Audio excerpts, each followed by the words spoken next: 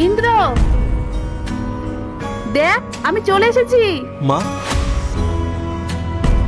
আরে কি করছো নাকি? ম্যাডাম প্লিজ একটু শান্ত হন, সামনে আমার মা, দয়া করে আমার স্ত্রী সাজা নাটক করুন। আমি অনেক বড় বিপদে পড়েছি, প্লিজ ম্যাম। নমস্কার মা। বেঁচে থাক বাবা, অনেক বড় হ। কিন্তু এক মিনিট, তুই এরকম সিকিউরিটি গার্ডের পোশাক পরে আছিস কেন? তুই কি এখানে সিকিউরিটি গার্ডের কাজ করিস নাকি? মা তুমিও ধোকা খেয়ে গেলে? তুমি ভাবছো তোমার ছেলে এত বড় লোক হয়ে এই সামান্য গার্ডের চাকরি করবে? আসলে এটা আমাদের বিল্ডিং এর গার্ডের ইউনিফর্ম।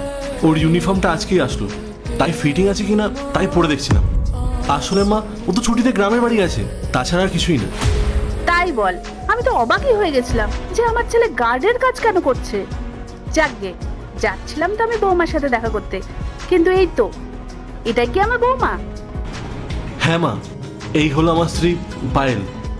তা মা, আমি তো তোমার শাশুড়ি, কিন্তু তুমি আমার প্রথম দেখে আমার পা ছুঁয়ে প্রণাম করলে না তো? এটাই কি তোমার শিক্ষা?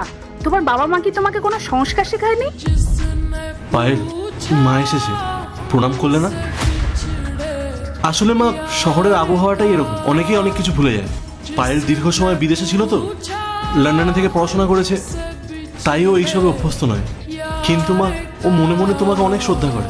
পায়েল, একটু মাকে প্রণাম করে নাও না। নমস্কার। এটা কেমন নমস্কার? হাত জোড় না করে শুধু মুখে বললেই হয়? বিদেশের বড় ডিগ্রি আছে বলে তুমি আমার সাথে এইরকম ব্যবহার করবে? আরে তুই ওকে শেখা যে পা ছুঁয়ে প্রণাম করতে হয়। এই বাড়িতে আমার কোনো সম্মান থাকবে না, তা কিন্তু আমি একদম বরদাস্ত করব না। মা, মা আমি ওকে সবকিছু শিখিয়ে দেবো, তুমি একদম চিন্তা করো না। মা তুমি ওকে এখন কিছু বলো না প্লিজ। আচ্ছা মা, তুমি এরকম হঠাৎ চলে এলে, আমায় কিছু জানালেও না, একবার তো ফোন করতে পারতে। এক মিনিট, আমি তোর বউকে একটা কথা বলেছি বলে তোর এত গায়ে লাগছে কেন? তোদের বাড়িতে আসতে গেলে আমাকে তোর অনুমতি নিয়ে আসতে হবে? আমি আমার নিজের সন্তানের বাড়িতে এসেছি, দেখতে এসেছি তোরা কেমন আছিস। বিয়েটা তো করলি আমাকে না জানিয়ে, এখন দেখা করতে আসতে গেলে তোকে কি জানিয়ে আসতে হবে? না, আমি কাউকে জানাবো না, আমি শুধু দেখতে এসেছিলাম যে আমার বৌমা কেমন। এবার চল ভেতরে চল, সব কথা কি তুই এই গেটের সামনে দাঁড়িয়ে বলবি? ভিতরে? হ্যাঁ, ভেতরে চল। এরপর কি হয় সেটা দেখার আগে তুমি যদি তোমার মাকে ভালোবাসো তাহলে অবশ্যই ভিডিওতে লাইক করে চ্যানেলটি সাবস্ক্রাইব করে দিবে। আর শয়তানকে ভালোবাসলে কিছুই করা লাগবে না। মা দাঁড়াও দাঁড়াও, তুমি এখন ভিতরে যেতে পারবে না। কেন ভেতরে যেতে পারবো না মানে? মা আসলে ঘরে রেনোভেশনের কাজ চলছে, ভেতরে সব অগোছালো।